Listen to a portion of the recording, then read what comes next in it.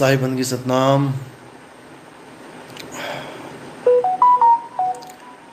तो परमपिता परमात्मा की अपार कृपा से ये मूल ज्ञान पूरे संसार में फैलता ही जा रहा है और अब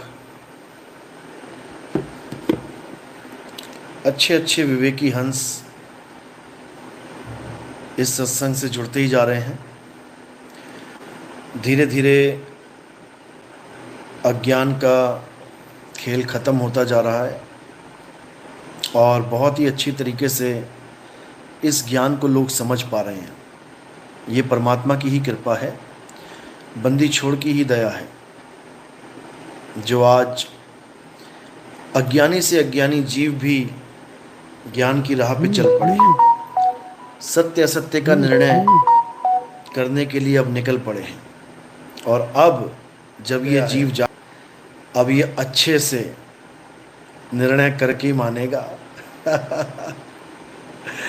अब इसको कोई भरमा नहीं पाएगा, अब इसको कोई मूर्ख नहीं बना पाएगा। अब ये वो जानेगा जो आज तक नहीं जान पाया। बहुत भरमा लिया गुरुओं ने, बहुत भरमा लिया इन अधूरे निकम्मों, इन जपी तपी सन्यासियों ने। अब भरमने के दिन ख़त्म हो गए। अब वो प्राप्त होगा जो आज तक कभी प्राप्त नहीं हुआ, जिसे आत्म ज्ञान कहते हैं, जिसे आत्म अनुभव कहते हैं, जिसे आत्म साक्षात्कार कहते हैं। अब वो समय आने वाला है, बस देखते जाओ कि होता है क्या। तो गुरु की अपार कृपा से अब सारे भरम दूर होते नज़र आ रहे हैं। हज़ारों शिष्यों के मैसेज आते हैं अलग अलग पंथों से। हज़ारों शिष्यों को जो उनके गुरुओं ने अज्ञान बांट रखा था, अब उनको बिल्कुल स्पष्ट समझ में आ रहा है कि कहाँ पे हमारे गुरुजी ने वो गलत ज्ञान दे दिया और हम उसको पकड़ नहीं पाए क्योंकि विवेक की कमी थी। अब वो हर चीज़ समझ भी पा रहे हैं और जान भी पा रहे हैं। बस देखते जाओ कि अब आगे आगे होता है क्या। विनय तनवर, गुरुजी 6 जून को रामपाल वाले वीडियो पता नहीं क्या अपलोड कर रहे हैं। उनका तो बुरा हाल है भाई। विनाश काले विपरीत बुद्धि, ये बेचारे अपने गिरेबान में नहीं झांकते कि हम क्या बता रहे हैं और दूसरों को नीचा दिखाने में कोई कसर नहीं छोड़ते। इन्होंने एक नकली ज्ञान चर्चा का फंडा भी चला रखा था। अलग अलग संतों के पास अपने किराए के टट्टू, भाड़े के गुर्गे ये छोड़ देते थे। उनके पास 4-5 लोग पहुंच जाते थे कैमरा लेके और झूठ बोलकर कि हम साधना चैनल की तरफ से आए हैं, उनका एक इंटरव्यू लेने लग जाते थे। इंटरव्यू में उनके द्वारा पूछे गए 4-5 वही सेम सवाल रिपीट कर करके उन संतों से ये जवाब रिकॉर्ड करके ले आते थे और टीवी पर ऐसे चलाते थे, ऐसे दिखाते थे कि आमने सामने बैठ के ज्ञान चर्चा हो रही है। संत बेचारा शर्मा गया, झुक गया, घबरा गया। ऐसे ऐसे वीडियो एडिट करके ये चलाते थे टीवी पे, जिसके बाद इनके ऊपर केस भी ठोके गए। इन पर 5-5 करोड़ का मानहानि का दावा भी ठोका गया। उसके बाद इनकी बोलती बंद हुई। तब ये थोड़े से इन्होंने सुधार किया और वो ड्रामा बंद किया। तो इनकी तो बात ही मत किया करो। ये तो बिल्कुल भ्रमित पंथ है, भ्रष्ट पंथ है ये बिल्कुल। इनको बच्चों वाला ज्ञान भी नहीं है कि बच्चों वाला भी ज्ञान हो इनको। इनके शिष्यों के साथ मेरी कई वार्तालाप हुई हैं, आप जाके देख सकते हैं। इसी वीडियो के डिस्क्रिप्शन बॉक्स में मैं डाल दूंगा। उसको अच्छे से देखना कि कितने छोटे लेवल का ज्ञान लेके ये जगत गुरु घर में सर्टिफिकेट लेके बैठे हैं, घर की डिग्री बना के बैठे हैं। जबकि जगत गुरु की एक डिग्री होती है, एग्जामिनेशन होता है उसका। एग्ज़ाम होता है और जब सफल होता है उसको जगत गुरु की डिग्री मिलती है, और ये घर में ही जगत गुरु बना बैठा था। तो ये जगत गुरु नहीं, ये ठगत गुरु है भाई। इसको इतना भी नहीं पता कि ग्रंथों के सार, ग्रंथों में जो बातें लिखी होती हैं उसका भेद क्या होता है। ये इतनी मोटी बुद्धि का इंसान है, क्या बताऊं मैं। गीता 100 बार पढ़ी होगी इसने, लेकिन ये कभी समझ ही नहीं पाया कि गीता में क्या लिखा हुआ है। अध्याय 2 से तो इसको खास एलर्जी है। ना तो ये खुद पढ़ा कभी अध्याय 2, और ना ही इसने कभी अपने चेलों को पढ़ाया अध्याय 2। अध्याय 2 के बारे में इसके चेलों से कोई भी बात कर लो, मुंह छुपाते भाग जाते हैं। ये तत्वदर्शी संत कहते हैं कि एक ही तत्वदर्शी संत है पूरी दुनिया में, वो रामपाल जी महाराज है। इनको इतना भी नहीं पता कि अध्याय 2 16वां श्लोक उन तत्वदर्शी संतों की महिमा गाता है जिन्होंने इस दुनिया में 2 प्रकार के तत्वों की व्याख्या की है। उनको तत्वदर्शी संत कहा है गीता में, ना कि ये मंत्र ओम कलियम हरियम जपवाने वाले को। बेड़ा गर्क कर दिया इसने समाज का, बेड़ा गर्क। और ये अब खुद को ठीक बताने के लिए दूसरों पे कीचड़ उछालता है। इनके भगत भी ऐसे ही हैं। भगत क्या, ठगत हैं सारे वो। हल्की सी बीमारी आ जाए, हल्का सा सर्दी जुकाम हो जाए, अभी जाके देख लो 2100 का वो करवाओ, अगरबत्ती लगवाओ, दिया लगवाओ, क्या बोलते हैं ये लोग, वो पाठ प्रकाश, बताओ, दिया जलवाओ 2100 रुपये का इनसे। उसके बाद कोई और घर में कोई कलेश है, कुछ भी है, तो 21,000 का पाठ करवाओ, 51,000 का पाठ करवाओ। नाम दीक्षा लो तो सार शब्द के नाम पे 1,01,000 रुपये का पाठ करवाओ। ठगत गुरु हैं ये, ठगत गुरु, जगत गुरु नहीं है ये। इनको तो इतना भी समझ में नहीं आया कि गीता में इतना क्लियर दे रखा है कि जो अपनी आत्मा में रमण करते हैं, जो अपनी आत्मा में तृप्त हैं, जो अपनी आत्मा में संतुष्ट हैं, उनके लिए कोई धार्मिक कर्म कर्तव्य लागू ही नहीं होता। कोई यज्ञ जप तप व्रत करने की जरूरत ही नहीं है। और ये 5 यज्ञ करवाता फिर रहा है, बताओ, 5 यज्ञ करवाते फिर रहे हैं ये लोग। ये सब अज्ञानी जीव हैं, ये गंवार लोग हैं। ये पढ़ तो सकते हैं लेकिन समझ नहीं सकते। ये केवल ड्रामा चला सकते हैं, ये असलियत से रूबरू नहीं करवा सकते। कितने सत्संगों में इसने बोला कि काल भगवान कृष्ण जी के अंदर प्रेतवत आया, प्रेत की तरह आया। कृष्ण जी जो ज्ञान दे रहे हैं वो असल में काल भगवान दे रहा है। 1000 बार बोला इसने। और इसने यहाँ तक बोल दिया कि परमात्मा कभी प्रेत की तरह किसी शरीर के अंदर नहीं घुसता। जबकि इसके ही चेले ये मानते हैं कि रामपाल महाराज, महाराज तो क्या बोलूँ इसको, यमराज है ये लोगों के लिए। तो रामपाल यमराज ये चला गया था कब, 1997 में। कहाँ, ये सतलोक चला गया। और इसके शरीर में यानी खोखला पड़ा रह गया इसका। आत्मा तो चली गई सतलोक में, अब पीछे क्या रह गया, खोल पड़ा रह गया इसका। उस खोल में यानी इन 5 तत्वों के शरीर में परमात्मा घुस गए आके। इतना बड़ा ये ड्रामेबाज है, क्या बताऊं। अपनी ही बात से, अपनी ही बातों को झूठ करके बैठा हुआ है, झूठ सिद्ध कर रहा है। ब्रह्म कुमारियों के साथ जो ज्ञान चर्चा चलाई इनके चेलों ने, उसमें इसके चेले ने भी और इसके गुरु ने भी, दोनों ने ये बोला कि परमात्मा कभी प्रेतवत किसी के अंदर नहीं घुसता। रामपाल के अंदर घुस गया वो जाके, बताओ। इन लोग के चेले ये मानते हैं कि रामपाल नहीं, वो कबीर परमात्मा हैं, रामपाल के शरीर के अंदर बैठे हैं और रामपाल की आत्मा को सतलोक पहुंचा चुके हैं 1997 में। ऐसे निकम्मे लोग हैं ये, क्या बोला जाए। इन्होंने धर्म भ्रष्ट कर दिया, हमारा समाज को भ्रष्ट कर दिया इन लोगों ने। ये कहते हैं काल भगवान ने वादा किया था कभी किसी को दर्शन नहीं देगा, केवल अर्जुन को दर्शन दिए हैं। इतनी मोटी बुद्धि है इसकी कि क्या बताया जाए। कभी इसने गीता ढंग से पढ़ी हो तब तो इसको समझ में आए। तो अगर इसने गीता पढ़ी होती तो ये बकवासबाजी तो कभी ना करता। ये बकवासबाजी तो कभी ना करता, समझ लो। 11वें अध्याय का जब 22वां श्लोक देखोगे, जहां पर अर्जुन को विराट रूप दिखाया गया है, उसी में देखो 11वें अध्याय में देखो 22वां श्लोक, उसमें क्या बोला गया है कि आपका ये जो विराट रूप है, जिसको देख के मैं डर रहा हूं, मेरी हालत खराब हो रही है, मुझे शांति नहीं मिल रही है, मैं भयभीत हो चुका हूं, उसी विराट स्वरूप को देखकर, देखो किस किस का नाम लिखा है उस श्लोक में। और ये कहता है कि काल भगवान ने ये प्रण किया है, ये कसम खा रखी है कि मैं किसी को दर्शन नहीं दूंगा, कोई मुझे देख नहीं सकता।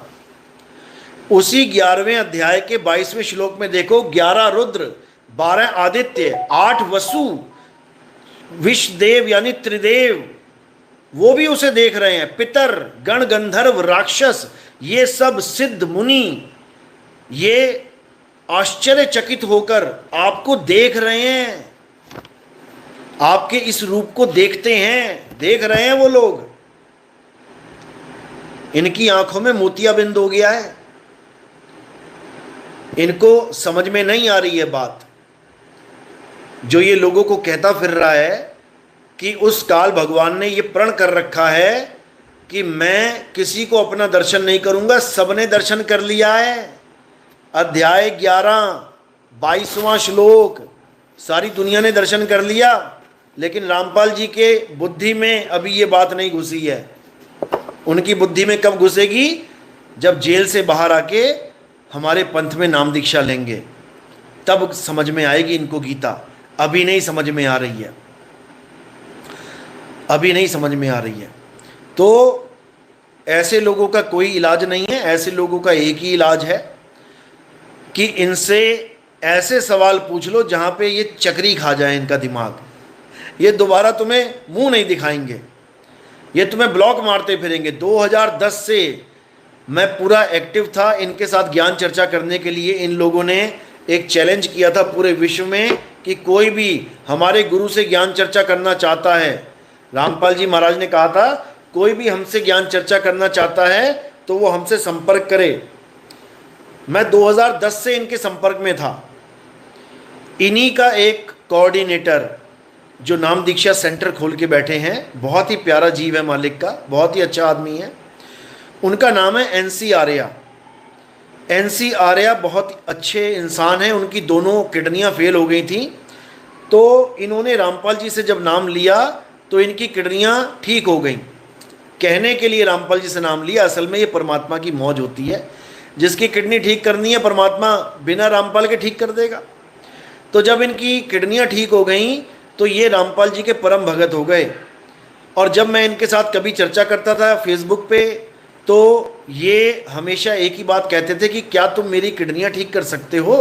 रामपाल जी महाराज ने तो किडनियां ठीक करी हैं।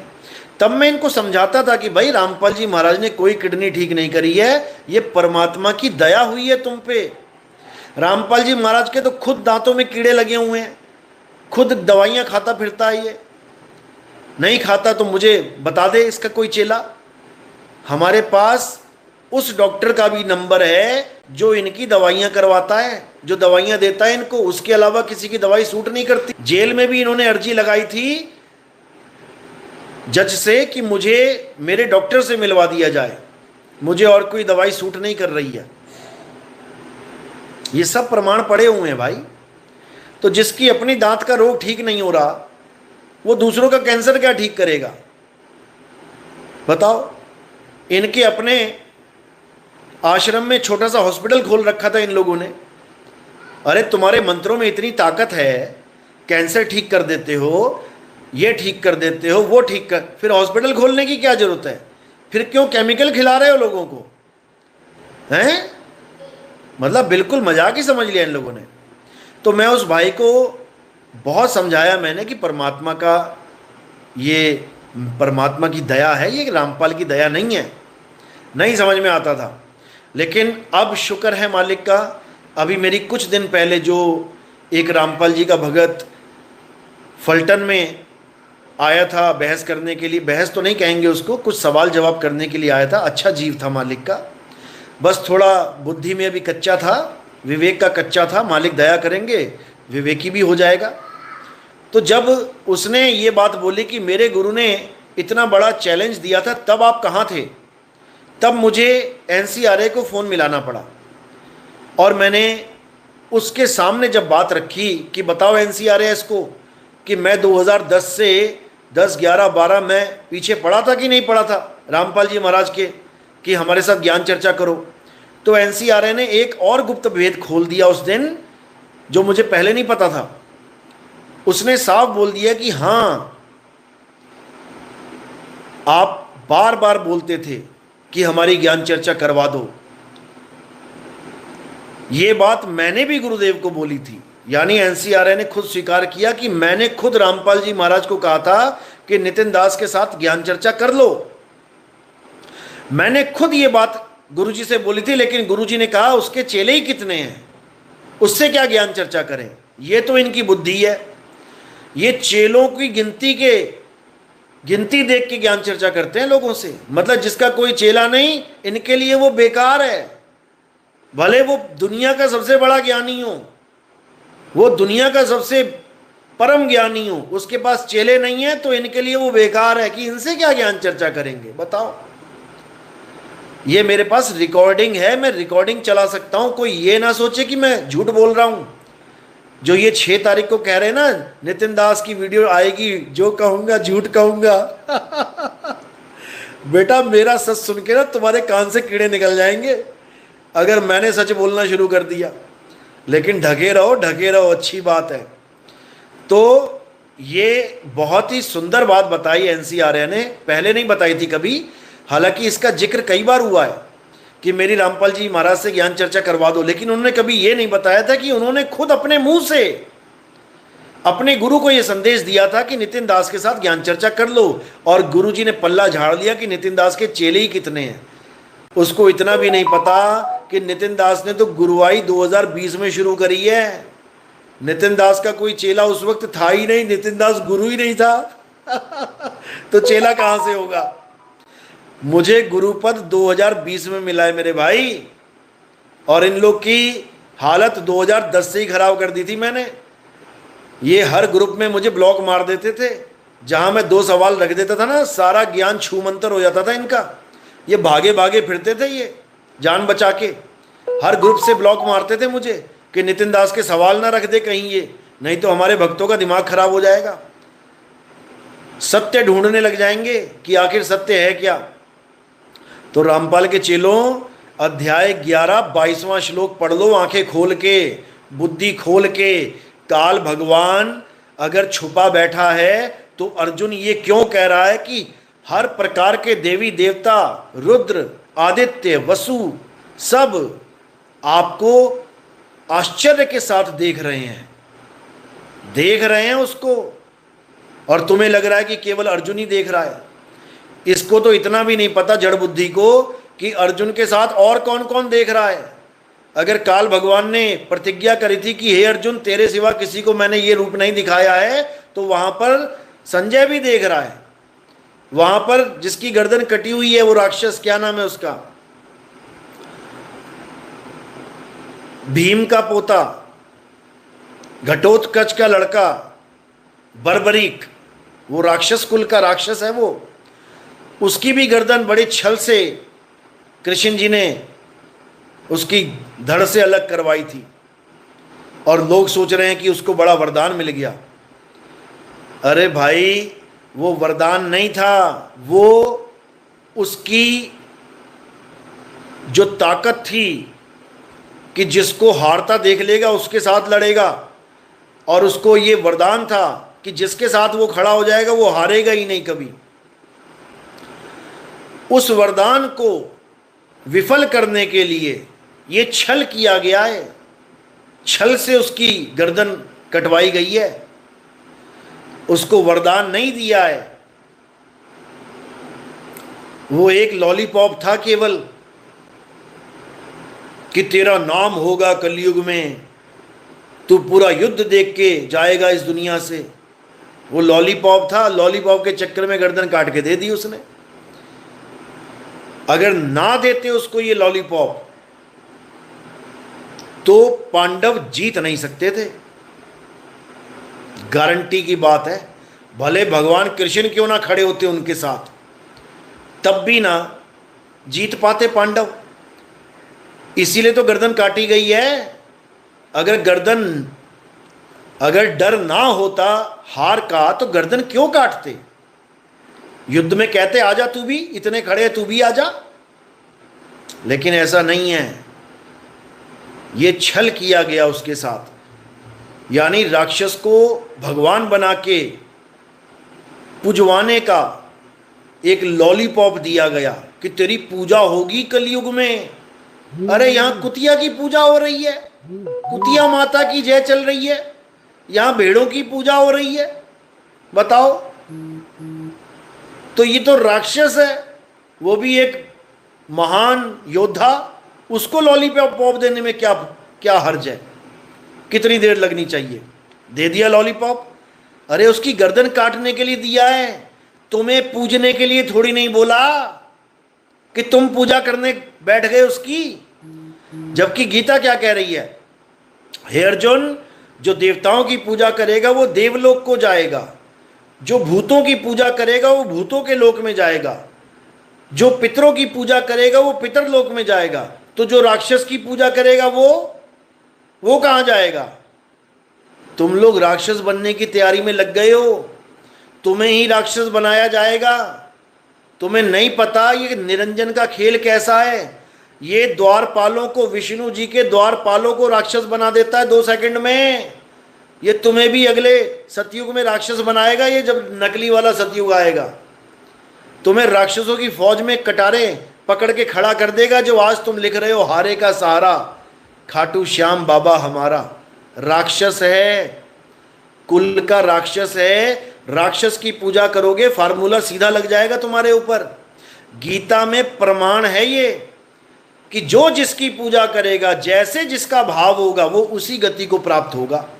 इसीलिए बार बार गीता में यह समझाया गया है कि आत्मा को पूजो, आत्मा में रमण करो, आत्मा का ध्यान करो, आत्म ज्ञान को प्राप्त करो, ताकि अंत में तुम्हें आत्म गति प्राप्त हो। राक्षस गति प्राप्त नहीं करनी है। हद कर दी इन लोगों ने, क्योंकि बुद्धि विवेक नाम की कोई चीज है ही नहीं इनके पास। और कोई इनको विवेक दे तो इनको लगता है हमारा दुश्मन है। बताओ।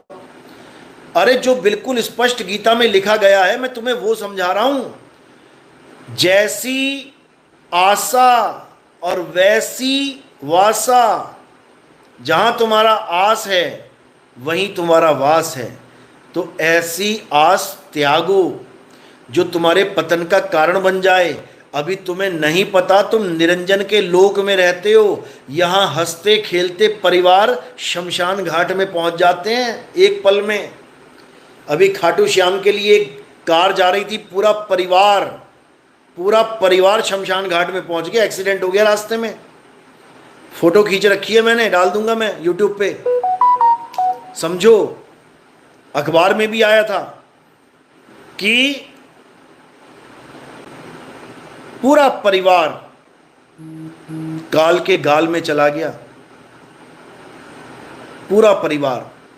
और सोच रहा था कि हारे का सहारा खाटू श्याम हमारा। ये काल भगवान के आगे किसी की नहीं चलती। यहां महाकाल के भक्तों को रोड पे लेटा देता है काल भगवान। देखो जरा, जाओ कांवड़ यात्रा में, बड़े बड़े बैनर लेके चलते हैं, अकाल मृत्यु वो मरे जो काम करे चंडाल का, काल उसका क्या बिगाड़े जो भगत है महाकाल का। ये जयकारे लगाते हुए चलते हैं और एक्सीडेंट होते हैं रास्ते में, वो पड़े होते हैं सारे। अब कहां से काल का दाव लग गया? क्योंकि इनको पता ही नहीं है काल कौन है। अरे 11वां अध्याय 32वां श्लोक पढ़ो, तुम्हें समझ में आएगा काल कौन है। पूरी दुनिया को मुंह में लेके बैठा है वो, समझ लो, पूरी दुनिया को। अध्याय 11, 26, 27 श्लोक पढ़ो, जिसको लोग कहते हैं हमारे कृष्ण जी का अवतार है, ये हमारे कृष्ण जी का विराट रूप है। एक बार पढ़ लो अपनी आंखों से, खुली आंखों से, दिमाग की भी आंखें खोल लेना। उसमें लिखा है कि आप हमारे जितने भी ये युद्ध में खड़े हैं, आप कौरवों की सेना को भी और हमारे परम योद्धाओं को भी, मुख्य योद्धाओं को भी चबा रहे हो मुंह में डाल के, और उनमें से कईयों के सिरों का चूरा चूरा हो गया है और लटके हुए तुम्हारे जबड़ों में। यानी तुम इंसानों का भक्षण कर रहे हो, किसी को नहीं बख्श रहे हो तुम। तो ये है क्या कृष्ण जी का रूप? कृष्ण जी आदमी खाते हैं क्या? कृष्ण जी इंसानों को खाते हैं क्या?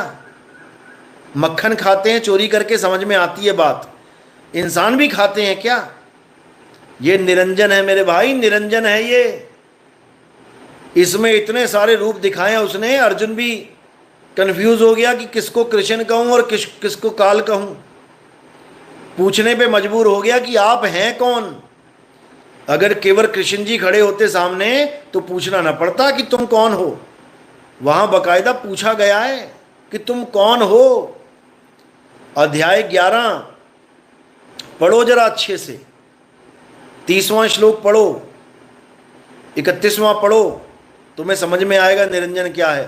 साफ बोला है, मैं इस दुनिया का खात्मा करने के लिए बड़ा हुआ काल हूं, मैं काल भगवान हूं। अब लो पंगा जरा उससे, कौन लेगा? हालत खराब कर देगा सबकी वो। लेकिन लोगों को ये बात समझ में नहीं आती, लोग भगवान मान लेते हैं उसको। क्यों? और कोई ऑप्शन नहीं है। करें तो करें किसकी पूजा? और कोई ऑप्शन ही नहीं है। पूजा भी करेंगे किसी की तो उन्हीं रूपों में से किसी की करनी पड़ेगी। देख लेना रूप कौन कौन से है वहां पे। वहां ब्रह्मा विष्णु महेश भी खड़े हैं उसी रूप में, वहां गणेश भी खड़े हैं, वहां पर घोड़े का मुंह भी है, विष्णु जी का एक रूप है, वहां पर राक्षस भी हैं, वहां गण गंधर्व भी हैं, वहां ऋषि मुनि भी हैं, वहां गुरुजन भी हैं, सबके शरीर खड़े हैं वहां पे। बेटा करो पूजा, तुम किसकी करोगे? सारे शरीर उसी के हैं। ये तुम्हारी समझ में नहीं आ रही अभी बात। सारे शरीर उसी के हैं। वो चाहता है तू किसी ना किसी शरीर की पूजा कर ले, किसी भी रूप को ध्यान ले, लेकिन रहेगा मेरी ही पूजा में, क्योंकि मैं निरंजन हूं। वो निरंजन है, निरंजन। वो किसी को बख्शता नहीं है मेरे भाई। कबीर साहब समझा रहे हैं अपनी वाणी में, देव निरंजन सकल शरीरा, तामे भ्रम भ्रम रहल कबीरा। कबीर साहब समझा रहे हैं, तुम किसी की भी पूजा कर लो, किसी भी शरीर को पूज लो, वो सारे निरंजन के ही शरीर हैं। निरंजन और माया का खेल ही ऐसा है, ये किसी को नहीं छोड़ने वाला। चाहे तुम लेडीज की पूजा कर लो, चाहे तुम जेंट्स की पूजा, तुम निरंजन की ही पूजा कर रहे हो। इसने तो अपना रूप आधा आदमी आधा औरत का भी दिखा दिया। तुम तब भी ना समझ में बात जान पाए, तुम्हारी तब भी समझ में भी ना आई कि एक आदमी और औरत एक कैसे हो सकते हैं। ये एक ही है। ये ब्रह्म और माया का खेल है। ये कभी भी आदमी बन के खड़ा हो जाता है सामने, और कभी भी औरत बन के खड़ा हो जाता है। ये विष्णु बन जाता है कभी भी, और कभी भी ये रंभा मेनिका बन जाता है। समझ लो, ये कभी भी शंकर बन के खड़ा हो जाता है, ये कभी भी पार्वती बन सकता है। ये बना ही हुआ है। इनको समझ में ही नहीं आ रहा कि कौन शंकर, कौन पार्वती, कौन राधा, कौन कृष्ण। इन अज्ञानी गुरुओं को ये समझ में ही नहीं आ रहा कि कौन राधा, कौन कृष्ण, कौन शंकर, कौन पार्वती। वो वृंदावन का एक अज्ञानी गुरु क्या कहता है, आओ तुम्हें भेद की बात बताता हूं। बड़ा भारी भेद बताने वाला था। पता है क्या बोला? कह रहा तुम्हें आज मैं भेद की बात बताता हूं, गुप्त से भी गुप्त भेद बताता हूं। क्या भेद बताया? शंकर जी ही राधा है। बताओ। इतना बुरा हाल किसी बाबा का मैंने नहीं देखा जितना बुरा हाल मैंने इस बाबा का देखा है। क्योंकि ये नकल मार के आगे तो बढ़ना चाहता है, लेकिन इसको ये नहीं पता कि नकल मारने के लिए अकल की जरूरत होती है। हमारे सत्संग सुन के इसने ये तो समझ लिया कि सकल शरीरा देव निरंजन, लेकिन ये नहीं समझ पाया कि भाई वो किसी भी रूप में रक्षक नहीं भक्षक ही है। ये रक्षक हो ही नहीं सकता, क्योंकि सारी सृष्टि को ये पैदा करता ही इसीलिए है कि मारने के लिए। इसका काम ही यही है। तुम भी बच्चे पैदा करते हो, तुम भी शादियां करते हो। खुद सोचो, तुम जो बच्चा पैदा कर रहे हो, क्या तुम उसका गला काट सकते हो? अरे जब तुम दुनिया पैदा कर रहे हो, यानी बच्चे को पैदा कर रहे हो, तुम बच्चे को मार नहीं सकते, तुम्हारा हृदय कांप जाता है। इसका हृदय क्यों नहीं कांपता? सारी दुनिया को पैदा करता है ये, क्यों नहीं इसका हृदय कांपता? जब ये किसी मां के लाल को दूर कर देता है, उससे किसी बाप को उसकी बेटी से दूर कर देता है, किसी पति को उसकी पत्नी से दूर कर देता है, तब कहां चला जाता है इसका प्रेम, इसकी दया है? और बेवकूफ बनाने वाले बाबा क्या बोलते हैं? अरे सब रूप मेरे श्याम के ही रूप हैं, वो श्याम ही ये लीला खेल रहा है, कभी कुछ बन के कभी कुछ बन के। अरे तो श्याम ही तो आया था पुलवामा में बंदूक लेके, उसको क्यों नहीं तुम श्याम समझ पा रहे हो? उसको तुम्हें पाकिस्तानी दिख रहा है, आतंकवादी दिख रहा है। अरे श्याम ही है, बिना श्याम के इस दुनिया में कुछ है ही नहीं। तुम इसको क्यों नहीं समझ पा रहे हो कि वो श्याम बन के ही गोली मार रहा है तुम्हें? वही श्याम आतंकवादी बन के गोली मार रहा है, उसको क्यों नहीं हजम कर पा रहे हो? भूतनाथ लंबोदर को तो हजम कर गए हैं कि एक बाबा के पास, नामदेव जी के पास एक बहुत बड़ा भूत प्रकट हुआ, राक्षस प्रकट हुआ, लंबा सा। नामदेव जी ने कहा, अरे प्रभु आप मेरे लंबोदर नाथ हो, आप ही हो, आपके सिवा कोई है ही नहीं। उसको तो तुमने मान लिया कि प्रभु के सिवा कोई है ही नहीं, जहां कुछ भी है वो प्रभु ही है, और वो बंदूकधारियों को तुम आतंकवादी आतंकवादी कर रहे हो। अब तुम्हारी दिव्य दृष्टि में कैसे मोतियाबिंद हो गया? अब तुम्हें क्यों नहीं दिख रहा कि वो प्रभु ही हो सकता है, और कोई तो है ही नहीं? बड़ी बड़ी बातें करना आसान होता है, जब सिर पे पड़ती है ना तब समझ में आता है, जब अपने ऊपर बीतती है ना तब समझ में आता है कि प्रभु की लीला क्या है। बड़ी बड़ी बातें करना, वो भी नकल मार मार के, बहुत आसान होता है। हर रूप में निरंजन है, ये निरंजन का ही संसार है। ये निरंजन हर रूप में तुमसे पूजा करवाने के लिए बैठा है। कहीं ये शनि देव बन के बैठा है, कहीं ये वरुण देव बन के बैठा है, कहीं ये राजा इंद्र बन के बैठा है, कहीं ये ब्रह्मा जी, कहीं ये विष्णु जी, कहीं ये शंकर जी बन के बैठा है, कहीं ये शेरावाली माता बन के बैठा है, कहीं ये कोई 9 देवियां बन के बैठा है, कहीं ये कुछ बन के बैठा है। चारों तरफ इसी का जाल बुना हुआ है, इसी काया की पूजा में इसने सारी दुनिया को लगा रखा है, क्योंकि हर प्रकार की काया ही निरंजन की काया है। अर्जुन के आगे इसीलिए सारे विश्व के लोगों को खड़ा कर दिया गया, इसी को विश्व रूप कहते हैं। ये कोई बहुत अच्छा रूप नहीं था कि बहुत महान रूप था। हे अर्जुन, मेरे रूप को तू इन आंखों से नहीं देख सकता, इसके लिए तुझे दिव्य दृष्टि की जरूरत है। दिव्य दृष्टि दी भी तो क्या दी? क्या दिया दिव्य दृष्टि में? आदमी खाता हुआ दिखा दिया, डरा दिया बेचारे को, हाथ कांप गए बेचारे के, डर के मारे हालत खराब है। अध्याय 11 24वां श्लोक पढ़ो, कैसी हालत हो गई है। कह रहे हैं मैं अपने अंदर शांति नहीं रख पा रहा हूं, मैं अशांत हो गया हूं आपको देख के। बताओ, भगवान को देख के लोगों को शांति आनी चाहिए कि अशांत होता है जीव? अभी नहीं समझ में आ रहा। जब तुम्हारे सामने आ जाएगा ना मृत्यु बन के, जब यमराज बन के, जब काले काले लंबे लंबे आदमी खड़े हो जाएंगे, मुगदर लेके मारेंगे तेरे सिर पे, तब तुम्हें समझ में आएगा निरंजन है क्या। अभी नहीं समझ में आ रहा। तो कबीर साहब ने समझाया, साधो निरंजन जाल पसारा। इस निरंजन ने ये जाल पसार रखा है।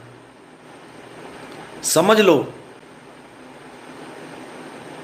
स्वर्ग नरक रचियो बहुमंडल, तीन लोक विस्तारा। ये स्वर्ग नरक, ये दुनिया, ये सूरज चांद सितारे, धरती आकाश पाताल, ये सब निरंजन ने बनाया है और तुमको पैदा किया है खाने के लिए।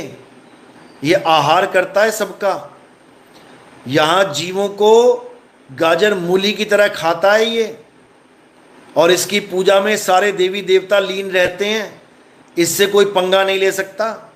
ये कालों का काल महाकाल है, समझ लो। ये दया का सागर नहीं, ये विनाश का सागर है। तीनों लोकों का विनाश करने के लिए मैं बड़ा हुआ काल हूं। अध्याय 11 32वां श्लोक अपनी आंखों से पढ़ लो अच्छे से, समझ लो। दयाल नहीं है ये रक्षक नहीं है, भक्षक है ये। 5 पांडव के अलावा सब इसके मुंह में चले गए। तो सोचो, पांडवों का लड़का, अर्जुन का लड़का, वो किसके मुंह में गया? किसने मारा उसको? अभिमन्यु को किसने खाया? अभी नहीं समझ में आ रहा तुम्हें। अभी तुम्हें केवल दुनिया की सुख सुविधाएं ही अच्छी लग रही हैं, उसी में भूले भटके फिर रहे हो कि भगवान की कृपा हो जाए तो मेरी दुकान चल जाए। अरे तेरे गले पे आरी भी चलेगी, दुकान ही नहीं चलेगी, केवल आरा भी चलेगा बेटा, चिंता मत कर। कबीर साहब इसीलिए समझा रहे हैं, झूठे सुख को सुख कहे और मान रहा मनमोद, ये जगत चबैना काल का, कुछ मुंह में कुछ गोद। मुंह वाले तो दिखाई दिए अर्जुन को, फटे हुए सिर, चूरा चूरा हुए सिर लटक रहे हैं दांतों में, बड़े बड़े दांत, बड़ी बड़ी विकराल आंखें, जिनको देख के अर्जुन की शांति भंग हो गई। वो भी हाथ जोड़ के खड़ा हो गया, महाराज ऐसा विराट रूप मुझे मत दिखाओ, ये तो महादैत्यों से भी खतरनाक है। उसके बाद भीख मांग रहा है अर्जुन कि मुझे चतुर्भुज रूप दिखाओ अपना, विनम्र रूप दिखाओ अपना। तब चतुर्भुज रूप में दर्शन दे दिए। बताओ, अरे इसके हाथ में सारे दर्शन देना है, ये कुछ भी बन सकता है, तुम्हारे आंखों के सामने बन जाएगा। ये बहरूपिया है, ये समझ लो। बहरूपिया का मतलब होता है जो किसी का भी रूप धारण कर सकता है। बह यानी बहु, रूप धारण करने वाले को बहरूपिया कहते हैं। इसका अपना कोई, इसकी अपनी कोई शक्ल नहीं है, इसका अपना कोई चेहरा नहीं है, सब चेहरे इसके चेहरे हैं। देखो कितना शातिर है। तुम्हारे बाप का चेहरा इसका चेहरा है, तुम्हारी माँ का चेहरा इसका चेहरा है, तुम्हारे दादा नाना पापा मामा जो भी तुम्हें दिख रहे हैं सब इसी के चेहरे हैं। और जिस भी चेहरे में तुम अटक गए, जो भी चेहरा तुम्हें अटका गया, समझो तुम भटक गए। अब ये उसी चेहरे के रूप में आएगा सामने। ये बड़े बड़े गुरुओं का चेहरा धारण कर लेता है। इंदुमती के सामने भी आया था, कबीर साहब का चेहरा धारण कर दे। कबीर साहब का चेहरा धारण करके सामने खड़ा हो गया। कबीर साहब ने पहले ही इंदुमती को बता दिया था कि मैं शब्द हूं, मैं शरीर नहीं हूं। तो जैसे ही कबीर साहब का शरीर धारण करके ये सामने खड़ा हुआ, वैसे ही इंदुमती ने उसको 4 बातें सुना दी, उसको अपशब्द बोले, क्योंकि गुरु ने समझा दिया था कि मैं नहीं हूं वो, काल भगवान है ये काल निरंजन है। अनुराग सागर पढ़ो, इसमें पूरी व्याख्या है। राधा स्वामी पंथ डेरा तरन तारन में ये छपी हुई है। तरन तारन में बस्ती बलोचा जगह है, वहाँ पर राधा स्वामियों का डेरा है। उस डेरे में ये मिल जाती है, जाके पढ़ लेना, तुम्हें समझ में आ जाएगा काल निरंजन होता क्या है। निरंजन की पूजा में ही लीन रहोगे सारी उम्र, उसके बाद हालत खराब हो जाएगी। इसीलिए कबीर साहब समझा रहे हैं कि इस निरंजन ने बहुत बड़ा जाल बुन दिया है। धन निरंजन तेरा दरबार, जहां जहां तनक नहीं न्याय विचार। समझ लो। कह रहे धन निरंजन, निरंजन धन तेरा दरबार, जहां तनिक नहीं न्याय विचार। वैश्या ओढ़े मलमल खासा और गले मोतियों की हार। पतिव्रता को मिले ना खादी सूखा निरस आहार। निरंजन धन तेरा दरबार। बताओ क्या बनेगा। कहते हैं पाखंडी की जग में पूजा और संत को कहें लबाड़। अज्ञानी को परम विवेकी और ज्ञानी को मूढ़ गवार। निरंजन धन तेरा दरबार। कह रहे धिक्कार है तेरे दरबार पे।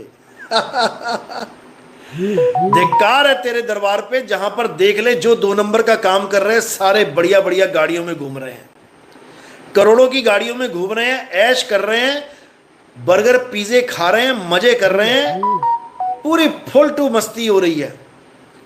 जो भी 2 नंबर का काम कर रहे हैं, और जो बेचारा मेहनत का काम कर रहा है, ईमानदारी से काम कर रहा है, कह रहे हैं सूखा निरस आहार, उसको बेचारे को 2 वक्त की रोटी जुटानी मुश्किल हो रही है। ये तुम्हारे भगवान की नगरी है। ये तुम्हारे परमात्मा की नगरी है। जो लोग कहते हैं दुनिया परमात्मा ने बनाई है, लानत है ऐसी दुनिया पे, लानत है ऐसी दुनिया पे। अगर इसको दुनिया कहते हैं तो ये दोजख है, ये नरक है, ये लानत है ऐसी दुनिया पे। तो कबीर साहब कह रहे हैं रहना नहीं देश बेगाना है। ये हमारे परमात्मा का देश नहीं है मेरे भाई, ये परमात्मा का देश नहीं है, ये काल भगवान का देश है। यहाँ पल पल क्या हो जाए कुछ नहीं पता। यहाँ मस्जिद में नमाजें पढ़ रहे हो, ऊपर से बम आएगा। वो देखो नमाजें पढ़ रहे थे, ऊपर से बम गिरे, बेचारे नमाजें पढ़ते पढ़ते ही शहीद हो गए। ये है निरंजन का दरबार। यहाँ मंदिर में पूजा चल रही है और सुनामी आ जाती है। केदारनाथ का मंदिर देख लो क्या हाल था वहाँ पे महाकाल के भक्तों का। अब ये मत कह देना कि सारे ही वहाँ पर पापी थे, पंडित जी भी बैठा हुआ था वहाँ पे। वहाँ बड़े बड़े साधु भी बैठे हुए थे। अभी जो जाके तुम देखोगे माथा टेकोगे, ऐसे ही बैठे हुए थे वहाँ पर, सबका सफाया हो गया। बताओ ये किसी को नहीं बख्शता। नैना देवी के मंदिर में भगदड़ मची, 300 बंदा मर गया। ये मंदिर ना देखता, ये मजार ना देखता, ये नमाज ना देखता, ये पूजा पाठ ना देखता। ईसाइयों के देख लो, श्रीलंका में बैठे हुए थे, सारे प्रेयर कर रहे थे, बम का धमाका हुआ, पूरी चर्च ही उड़ा दी गई। ये भगवान का घर है, ये है परमात्मा, इस दुनिया का मालिक। बताओ, और बातें करते हो परमात्मा की मर्जी से। बिना मर्जी के पत्ता नहीं हिल सकता, बम फट सकता है, पत्ता नहीं हिलेगा, बम फट सकता है। बम फट सकता है, कहो परमाणु बम फट जाए, पत्ता नहीं हिलेगा। लेकिन पत्ता ही हिलाने लायक है तुम्हारा परमात्मा। बम रोकने लायक नहीं है। बताओ, हिलते पत्ते को रोक सकता है, बम को नहीं रोक सकता। हद हो गई है, हद। तो भाई ये परमात्मा नहीं है, ये काल भगवान है। इसी से बचाने के लिए इस संसार में बंदी छोड़ आते हैं, बंदी छोड़ आते हैं। और तुम उनको क्या सोचते हो? वो तो कवि हैं, वो तो 4 किताबें लिखने आए थे, उन्हीं कविताओं को याद कर करके 10वीं में अच्छे नंबर आ जाए भगवान मेरे। हैं? बंदी छोड़ है वो। अभी नहीं समझ में आएगा तुम्हें। राजा बघेल, बिजली खान पठान, ये दोनों भी यही समझते थे गुरुजी हैं, जैसे बाकी गुरुजी वैसे ये भी गुरुजी हैं। तभी पहुंच गए थे मगर में उनकी लाश जलाने के लिए, उनकी लाश दफनाने के लिए। आंखें चौंधिया गईं जब लाश नहीं मिली, फूल मिले वहाँ पर, आधे आधे फूल आज भी वहीं बांटे थे, वहीं मंदिर मस्जिद बना रखा है। एक ही बाउंड्री में मंदिर भी है, मस्जिद भी है, क्योंकि लाश नहीं मिली। 4 दाग से सतगुरु न्यारे, अजरो अमर शरीर, और कोई गाडे कोई अग्नि जरावे, और ढूंढ ना पाया शरीर, जपोरे मन केवल नाम कबीर। मल्लुकदास जी की वाणी है ये। पहले कृष्ण जी के भगत थे मल्लुकदास जी, जैसे मीराबाई थी कृष्ण जी की भगत।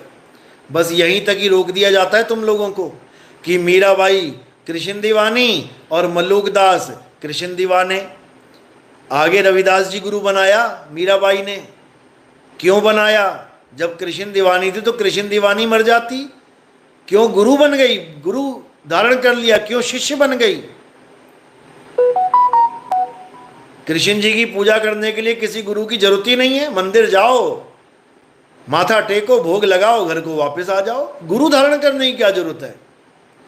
लेकिन कह रही है पायो मैं नाम रतन धन पायो, कि पहले तो मैं अपना मनमुखी नाम लेती थी, जो मेरे मन को अच्छा लग गया। कृष्ण कृष्ण कर लिया, राम राम कर लिया, गिरधर गोपाल कर लिया, कोई भी नाम ले लिया जो मन में आ जाए। ये मनमुखी नाम है, ये गुरमुखी नाम नहीं है। गुरमुखी नाम तब मिला जब रविदास जी महाराज मिले। क्या बोलती है मीराबाई? पायो जी मैं नाम रतन धन पायो, वस्तु अमोलक दी मेरे सतगुरु। अब ये वस्तु अमोलक क्या मिल गई उसे? ये कोई कृष्ण जी की मूर्ति नहीं है 150 2000 रुपए की। ये वस्तु अमोलक, यानी उस वस्तु जिसका कोई मोल ही नहीं है, ये उस वस्तु का जिक्र है। और वो वस्तु और कोई नहीं, आत्मा है। ये गुप्त वस्तु आत्मा है, ये गुप्त ज्ञान आत्मा है, आत्म ज्ञान है। अरे वस्तु अमोलक दी मेरे सतगुरु, कृपा कर अपनायो, पायो मैं नाम रतन धन पायो। समझ लो, राजपूत थी मेवाड़ की रानी, राजपूत क्षत्रिय, और गुरु कौन सा धारण किया? मुर्दा जानवरों की खाल निकाल के जूते गांठने वाला, जात का चमार रविदास जी महाराज। राजपूत होके उसको गुरु धारण किया। जिन लोगों की एंट्री तक बंद थी मंदिरों में जाने के लिए, एंट्री नहीं होती थी नीच जात वालों की, उस कुल का गुरु धारण किया मीराबाई ने। बताओ, तुम मीराबाई से भी बड़े हो गए हो क्या? तुम किसी चमार को गुरु धारण करके दिखा दो। बातें बड़ी बड़ी करना आसान है, भजन गाना मीराबाई के आसान है। मीराबाई बन के दिखा, तब आएगा मजा। धारण करके दिखाओ जरा किसी चमार गुरु को, तब समझ में आए कि हाँ तुम भक्ति पथ पे जुड़े हुए हो, मीराबाई के भजन गाने लायक हो तुम। जिसके तुम भजन गा रहे हो उसने जात पात को किनारे करके रविदास जी महाराज को गुरु धारण किया है। तुम पैर की जूती नहीं हो उसके, और भजन तुम मीराबाई के गाते हो। समझे? तो भाई उसके गुण को धारण करो, तब तुम्हें समझ में आएगा कि क्या है मीराबाई। तो इसीलिए मैं बार बार समझा रहा हूं कि अपनी आंखें खोलो। दुनिया बहुत बड़ी है, कुएं के मेंढक मत बने रह जाना कि मैं हिंदू धर्म में हूं, मैं हिंदू धर्म में ही रहूंगा, मैं तो मुसलमान हूं, मैं तो नमाज ही पढ़ूंगा, मैं ईसाई हूं, मैं प्रेयर ही करूंगा, मैं सिख हूं, मैं गुरु ग्रंथ साहब ही पढ़ूंगा, वाहेगुरु वाहेगुरु ही करूंगा। अपनी बुद्धि को जागृत करो, सत्य असत्य का निर्णय करो, 52 अक्षरों के भेद को समझो, 52 अक्षरों के जाल को समझो, 52 अक्षरों के खेल को समझो। 52 अक्षरों से कैसे पार होना है। 52 अक्षरों को त्याग के कैसे उस आदि अक्षर को जानना है। 52 अक्षर को छोड़कर कैसे आत्म अक्षर को पहचानना है, उसको जानो, तब परम गति मिलेगी, नहीं तो नहीं मिलेगी। ये कहना आसान है कि सब कुछ मेरा प्रभु है, सब कुछ मेरा प्रभु है। जब सब कुछ तेरा प्रभु है तो तेरे आश्रम में कोई चोरी करने आए तो उसकी रिपोर्ट लिखाने क्यों जाता है? हैं? मंदिर में कोई चोरी करने आ जाए उसकी रिपोर्ट क्यों लिखाते हो? फिर सब कुछ प्रभु है तो चोर भी प्रभु है। जब नामदेव का वो भूतनाथ प्रभु हो सकता है तो एक आदमी प्रभु क्यों नहीं हो सकता? जब भूतों की श्रेणी में प्रभु को रख दिया गया तो आदमी की श्रेणी में प्रभु को क्यों नहीं रखा जा सकता? फिर चोर को चोर क्यों कहते हो? हालांकि चोर तो प्रभु भी हैं। माखन की चोरी करते थे, चोरी तो चोरी है। आज मक्खन चुरा ले, क्या पता कल को घी चुराने लग जाए। एक स्त्री का भी हरण किया गया था, बाप से उसकी बेटी भी चोरी करके ले गए थे। तब तुम्हें नहीं दिखाई दे रहा है, लेकिन एक छोटा सा चोर, वो भी किसी गलत परिस्थिति की वजह से चोर बना है।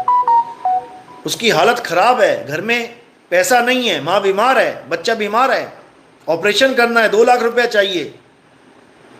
किसी आदमी के घर नहीं गया चोरी करने, मंदिर में गया है। क्यों? उसको पता है भगवान का पैसा है सारा, ये दुनिया भगवान की है तो पैसा भी तो भगवान का है, गल्ला भी भगवान का है। अपना भगवान के घर जा रहा है वो। भगवान उसका भी है, परमात्मा उसका भी है, पिता उसका भी है।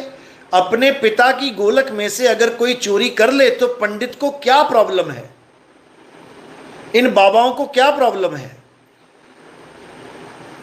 जरूरत के वक्त अपने बाप के पास नहीं जाएगा तो तेरे बाप के पास जाएगा, तेरा बाप दे देगा उसको कुछ।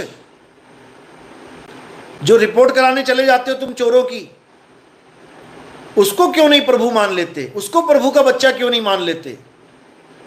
और क्या तुम मेहनत का पैसा इकट्ठा करके रखे थे क्या गले में, जो तुम हल चला के, रिक्शा चला के इकट्ठा करके रखे थे? प्रभु की जनता ने, प्रभु के जीवों ने प्रभु को पैसा चढ़ाया है। प्रभु का ही एक बच्चा उससे मांगने आया है, लेके चला गया, क्या दिक्कत है? वही हाल गुरुद्वारों में है। गुरुद्वारों में आजकल वीडियोस दिखाई जा रही हैं। एक औरत आई गुरुद्वारे से, पैसे चढ़ाने की जगह गोलक में से पैसा उठा के चली गई। अरे भाई, उसकी कोई मजबूरी होगी। जो अपने सच्चे पातशाह के दरबार में आके चोरी कर रही है, चोरी तुम्हारे लिए है वो। हमारे गुरु साहिबान ने कहा था कि सिख की गोलक, गुरुद्वारे की गोलक, गरीब का मुंह। यानी गुरुद्वारे में पैसा चढ़ाना या ना चढ़ाना, इससे कोई फर्क नहीं पड़ता। गुरुद्वारे की गोलक गरीब का मुंह है। गुरुद्वारे में भले तुम पैसा चढ़ाओ या ना चढ़ाओ, लेकिन गरीब के मुंह में रोटी जरूर डाल देना। यह है असली गुरु की गोलक। समझो, इतनी वीडियोस हैं, पाठी चोरी कर रहे हैं।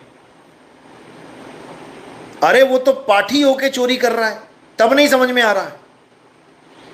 एक गरीब औरत 100 रुपया, 200, हद 500 ले जाएगी। आजकल तो 2000 का नोट भी नहीं है, 500 का ही नोट सबसे बड़ा है। अगर 500 ले भी गई अपने बाप के घर से तो तुम्हें क्या दिक्कत है भाई? हैं? लेकिन नहीं, वो पैसा हम खा जाएं, किसी गरीब के काम ना आए। तो यही हाल होता है। तो लंबोदर भूतनाथ को भगवान बोलने वालों,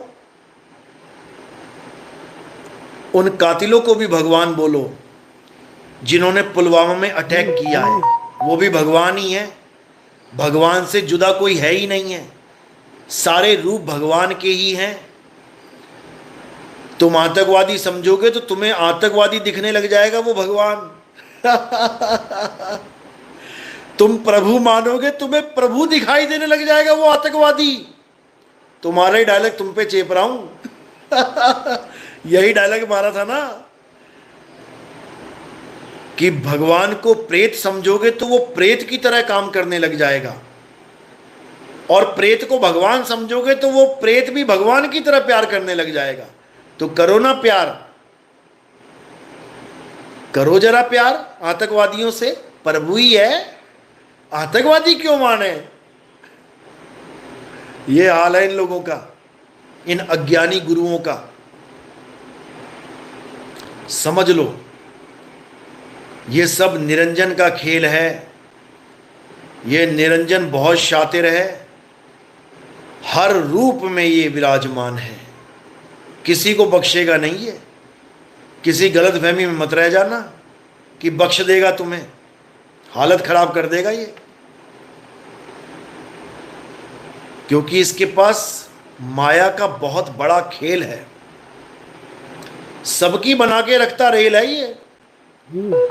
इसीलिए साहिब समझा रहे हैं, माया महा ठगिनी हम जानी तुम ना जानी। तुम तो माया को कहते हो महारानी, हम जानी कि ये माया महाठगिनी हम जानी। ये भजन सर्च कर लेना, आंखें खुल जाएंगी तुम्हारी कि ये माया कैसे ठगती है जीवों को। माया महाठगिनी हम जानी, केशव के कमला बन बैठी। केशव कौन है पता है? विष्णु जी। पैर दबा रही है बड़े प्यार से, विष्णु जी को लग रहा है वाह ये मेरी घरवाली है, मेरे पैर दबा रही है, मेरी सेवा कर रही है। लेकिन ये नहीं समझ रहे हैं कि माया आ गई है तेरे घर में। अटका दिया तुझे माया ने। अब कहते केशव के कमला बन बैठी, शिव के भवन भवानी, और माया महाठगिनी हम जानी। काहू के हीरा बन बैठी, काहू कौड़ी कानी, और माया महाठगिनी हम जानी। अरे योगी के योगिन बन बैठी, ब्रह्मा के ब्रह्मानी, और माया महाठगिनी हम जानी तुम ना जानी। तो मेरे भाई, इस माया के खेल को जितना जल्दी समझ लोगे उतना जल्दी तुम्हारा कल्याण हो जाएगा, और इस माया के खेल में जितना ज्यादा उलझ जाओगे उतना ही बर्बाद हो जाओगे। समझ लो, समझ लो, ये सारे रूप इसी माया के, इसी काल भगवान के हैं। काल और माया को अलग मत समझ लेना, इसी का नाम ज्योत निरंजन है। ये ज्योति निरंजन, ज्योति यानी ज्योता वाली माता, निरंजन यानी अलख निरंजन, ये इसका रूप है। आधा नर आधी नारी, ये इसका रूप है।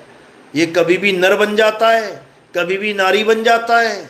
ये तुम्हारा माँ और तुम्हारा बाप बन के बैठा हुआ है, और इस काया को पैदा कर दिया है इसने, जिसे तू अपना रूप मान रहा है। निरंजन और माया, निरंजन और माया को ही पैदा करते हैं। ये तेरे शरीर में आधा आदमी और आधा औरत का अंग है। अभी समझ में नहीं आ रही कहानी, आ जाएगी जल्दी। तो ये निरंजन बहुत शातिर है, ब्रह्मा विष्णु महेश को भी भरमा के रखता है निरंजन। समझ लो, YouTube पे सर्च करो, ब्रह्मा विष्णु महेश के पिता निरंजन के वचन, इतना लिख दो, तुम्हें सामने आ जाएगा YouTube चैनल पे कि निरंजन कैसे उनको समझा रहा है, बता रहा है कि ये दुनिया जब मैं पैदा करता हूँ तब तुम तीनों को पैदा कर देता हूँ, और जब ये दुनिया का नाश करता हूँ तुम तीनों का भी लय कर देता हूँ मैं। तुम तीनों का अस्तित्व कुछ भी नहीं है, कुछ भी, अगर मैं सृष्टि को ना बनाऊं तो। समझ लो, अगर मैं सृष्टि ना बनाऊं तो तुम्हारी जरूरत ही नहीं है। तुम्हारा अस्तित्व ही नहीं है। ये तो मैं दुनिया बनाता हूं तो मुझे 3 गुणों की रचना करनी पड़ती है, रजोगुण, सतोगुण, तमोगुण। रजोगुण ब्रह्मा जी, सतोगुण विष्णु जी, तमोगुण शंकर जी। तुम तीनों को मैं पैदा करता हूं। कौन बोल रहा है ये चौथा? निरंजन है ये। अभी नहीं समझ में आ रहा है? श्रीमद् देवी भागवत महापुराण पढ़ो। ब्रह्मा विष्णु महेश को कैसे योग निद्रा में डाल दिया इन दोनों ने, सोते रह गए बेचारे तीनों। उसके बाद जब जिद करी इन्होंने कि पिताजी को देखना चाहते हैं, माता आप तो दिख गई हमें, हम पिताजी को देखना चाहते हैं, उड़न खटोले पे बैठा लिया तीनों को। ब्रह्मा विष्णु महेश तीनों को माता ने उड़न खटोले पे बैठा लिया और उड़ा के ले चली। अब आगे क्या दिखाई दे रहा है? अब बड़े बड़े लोक दिखाई दे रहे हैं, ये लोक, वो लोक, गोलोक, शिवलोक, ये माया के लोक हैं सारे। उनमें क्या दिखाई दिया? तीनों को ब्रह्मा विष्णु और महेश जी के दर्शन करवा दिए, क्योंकि काल निरंजन सबका रूप धारण करके बैठा है। जब विष्णु जी का रूप दिखाया तो वो महाविष्णु कहलाया। महाविष्णु, बताओ, विष्णु महाविष्णु, समझो। कहने को विष्णु महाविष्णु हैं, एक ही रूप है दोनों का। विष्णु जी, ब्रह्मा जी, शंकर जी तीनों असमंजस में पड़ गए, तीनों चक्कर में पड़ गए कि बाप रे बाप, ये विष्णु जी कैसे खड़े हो गए सामने मेरे? यहां तो मैं खुद खड़ा हूं विष्णु, ये एक और विष्णु कहां से आ गए? शंकर जी के आगे, देव के आगे महादेव बन के खड़े हो गए, शिव के आगे सदा शिव बन के खड़े हो गए, और ब्रह्मा के आगे ब्रह्म बन के खड़े हो गए। महाब्रह्मा, आदि ब्रह्मा। तो ये काल निरंजन है भाई। ये ब्रह्मा विष्णु महेश को भ्रम में डाल के रखता है। तुम्हें और हमें क्या बख्शेगा ये? ब्रह्मा विष्णु महेश को उन्हीं के दर्शन करवा दिए, उनको भी अपना असली रूप नहीं दिखाया, क्योंकि इसका कोई अपना रूप है ही नहीं। ये मन है, मन, हर तन में बैठा है ये मन। अच्छे से समझ लो, ये मन ही निरंजन है। मन ही स्वरूपी देव निरंजन, तुम्हें राखे भरमाई हो, ए हंसा तू अमर लोक का, पड़ा कालवश आई हो। अच्छे से समझ लो, इन बाबा लोग का कुछ नहीं जाएगा। ये राधे राधे करेंगे, पैसा कमाएंगे, बढ़िया से जीवन बिताएंगे और निकल जाएंगे। फंस तुम और हम जाएंगे, फिर 84 में जाएंगे, गर्दनें कटवाएंगे, हाल बुरे हो जाएंगे। समझ ले मेरे भाई। इसलिए अब सत्य को जानो। सत्य क्या है? परम तत्व क्या है? आत्म तत्व क्या है? निरंजन अगर हारता है तो केवल आत्म देव से हारता है। अगर वो झुकता है तो सार शब्द से झुकता है। सार शब्द आए जेहि विधि हाथा, तेहि विधि काल नवावे माथा। सार शब्द यानी तुम्हारा सत्य स्वरूप।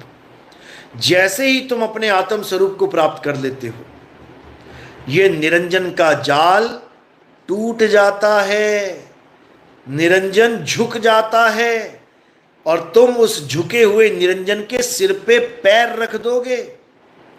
कबीर साहब कह रहे काल के सिर पे पांव दे, सतगुरु के उपदेश, और साहिब बाह पकड़ के ले चले अपने देश। समझ लो, बार बार समझाने वाला नहीं मिलेगा। निरंजन की पूजा कराने वाले, मंत्र जंतर देने वाले, जप तप व्रत करवाने वाले, पत्थरों की पूजा करवाने वाले, गंगा जमुना में स्नान करवाने वाले, नर्मदा में टांगे घुसा के सत्संग करने वाले कई मिल जाएंगे। लेकिन आत्म तत्व लखाने वाले, सार शब्द का भेद बताने वाले, परम तत्व का ध्यान धराने वाले, ये बिरले होते हैं। ये सबकी किस्मत में नहीं होते। धन्य भाग तुम्हारे। समझो बात को। तो इसलिए अब जानो सत्य को, पहचानो सत्य को और मानो सत्य को, और सत्य केवल एक है। सत्य क्या है? आत्म तत्व ही सत्य है, बस। इसके अलावा सब झूठ है, सब झूठ है। तो मेरे भाई, अच्छे से ज्ञान को समझो, कल्याण होगा। और अगर ज्ञान को नहीं समझ पाओगे तो हालत खराब होने वाली है, और कोई ना बचाएगा। ये बाबा ढाबा, ये बाबा ढाबा कोई बचाने वाला नहीं है। वो तो एक किनारे हो गया, कहता मैं बाबा ढाबा नहीं हूं।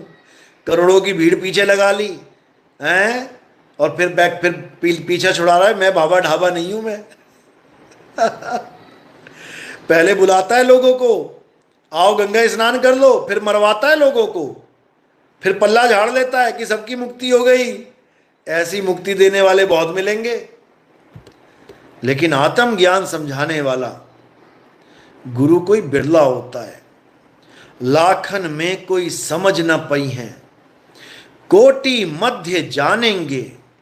और कहें कबीर, सुनो भाई साधो, हमें बिरले हंस पहचानेंगे। हमें यानी दाढ़ी मूंछों वाला कबीर नहीं, हमें यानी शब्द को, क्योंकि हमारा स्वरूप ही शब्द स्वरूप है।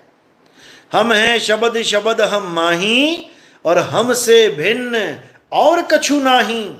शब्द न भिन्न से देही, और कहें कबीर हम शब्द सने ही।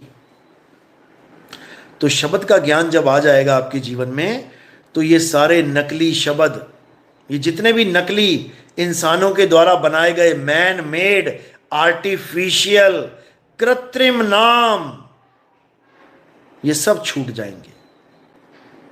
तब वो ज्ञान उपजेगा, तब वो ध्यान उपजेगा कि पूरे संसार में सत्य की लहर चलेगी और सारा संसार सत्य को समझेगा। क्या हिंदू, क्या मुसलमान, क्या सिख, क्या ईसाई, सब सत्य को जानेंगे, सत्य को पहचानेंगे, सत्य को मानेंगे, और सत्य साहिब से, उस परमपिता परमात्मा से, उस अकाल पुरख वाहे गुरु से, उस अल्लाह वाहे गुरु से एकम एक हो जाएंगे। फिर दो नहीं रहेंगे। फिर ईसा मसीह की तरह बोलेंगे, I and my father are one. फिर उन फकीर संतों की तरह बोलेंगे, अनल हक। फिर उन संतों की तरह बोलेंगे, मैं ही सत्य हूं। हम हैं शब्द, शब्द हम माही, हमसे भिन्न और कछु नहीं। मेरे सिवा और कुछ नहीं है। हम ही हम हैं, बाकी पानी कम है, यानी बाकी असत्य है। हम सत्य हैं। इसलिए अपने आत्म स्वरूप को जानो, उस आत्म देव को पहचानो। सबका कल्याण होगा, सबका कल्याण होगा। एक भी ऐसा नहीं बचेगा जिसका कल्याण ना हो। और ऐसे अधूरे गुरुओं से कन्नी काट लो, इनसे बच लो, पतली गली से निकल लो, जो तुम्हें शरीरों की पूजा में, पत्थरों की पूजा में, इस निरंजन भगवान के जाल में फंसाने के लिए बैठे हैं। निकल लो यहां से, बच जाओगे, नहीं तो कोई बचने वाला नहीं है, समझ लो।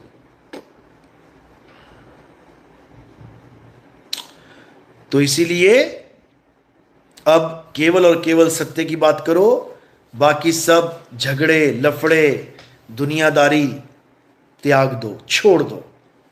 केवल सत्य और असत्य का निर्णय कर लो, कल्याण हो जाएगा। सतनाम सतनाम साहिब बंदगी। प्रकाश सतनाम साहिब बंदगी। मोहिती साहिब बंदगी सतनाम। सुंदर सिंह सतनाम। जय सतनाम।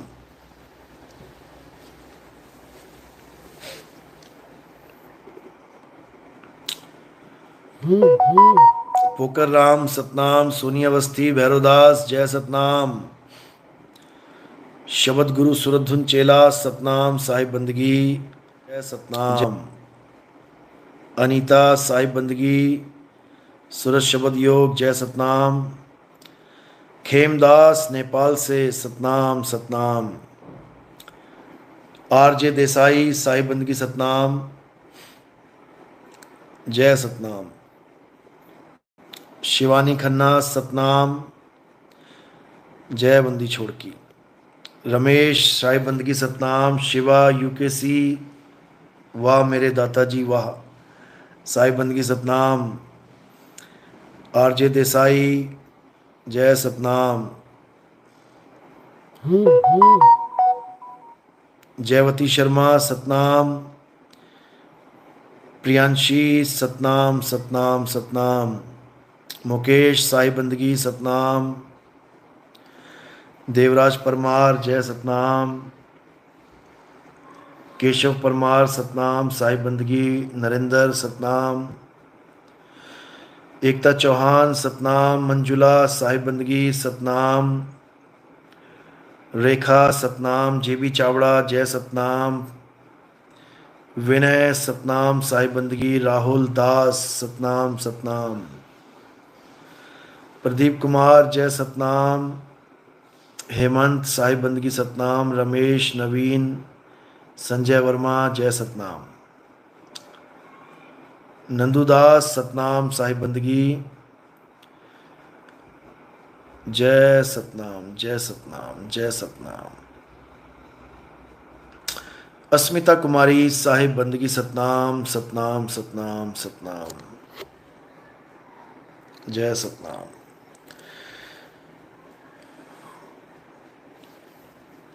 तो जून के प्रोग्राम जो हैं वो अभी स्टार्ट होने वाले हैं।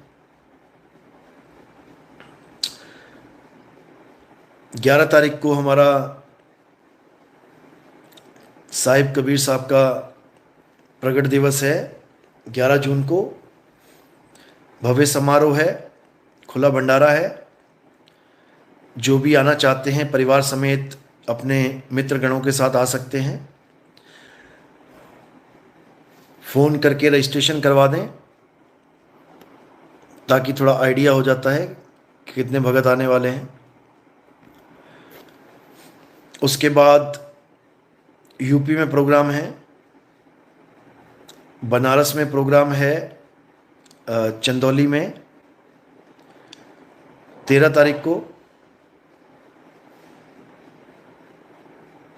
और फिर बाबतपुर में है 14 तारीख को। उसके बाद एमपी में प्रोग्राम होगा, वो प्रोग्राम आपको बता दिया जाएगा अगले लाइव में, या जल्दी ही बताएंगे आपको। उसके बाद 19 तारीख से गुजरात में प्रोग्राम होगा। कहाँ कहाँ होगा बता दिया जाएगा आपको।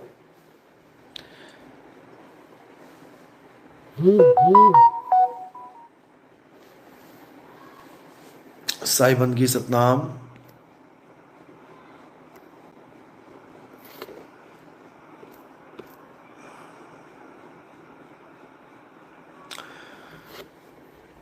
ठीक है, और किसी का कोई सवाल होता है तो मुझे पूछ सकते हैं।